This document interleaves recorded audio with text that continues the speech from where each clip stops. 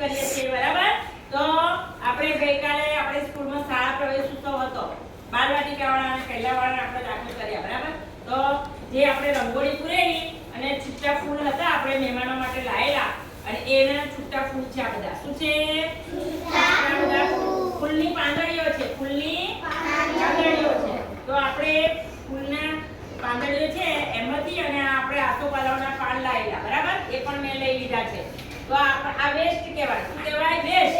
અને આપણે કચરામાં ફેંકી દઈએ પરંતુ આપણે એનો ઉપયોગ કરીએ ને આપણે બધા રંગોળી બનાવતા શીખીએ. એટલે સરસ નાનું એક ફૂલ દોરું છું બરાબર.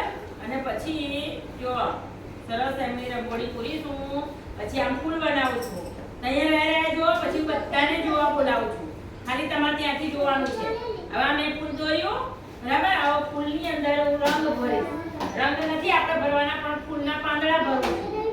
જો આવી રીતે અને સરસ ફૂલ બનાવું છું. જોજો બધા. કઈ ગયેલી તું? ચાલી સરસ ફૂલ બનાવું. કઈ ગયેલી? તમારે બધાએ આવું શીખવાનું છે. નીચે બધાએ જતી ફૂલ રહી દોરી છે આપી અને પછી એની અંદર તમારે આવું ફૂલની પાંદડીઓ ભરવાની અને પછી આવું સરસ ફૂલ બનાવવાનું છે. જો જોયું ને બધાએ? સરસ ફૂલ બની ગયો. હવે એની બાજુ હું પાંદડા મૂકી દઈશ બરાબર. તો નજીક આવી જાઓ. તમે બધા નહીં મૂકો તમે બધા. પછી બતાવું છું. તમે બધા દૂરો આમ રે. હટા. જો આ પાંદડા મૂક્યા મેં. આનું કર. જોયો?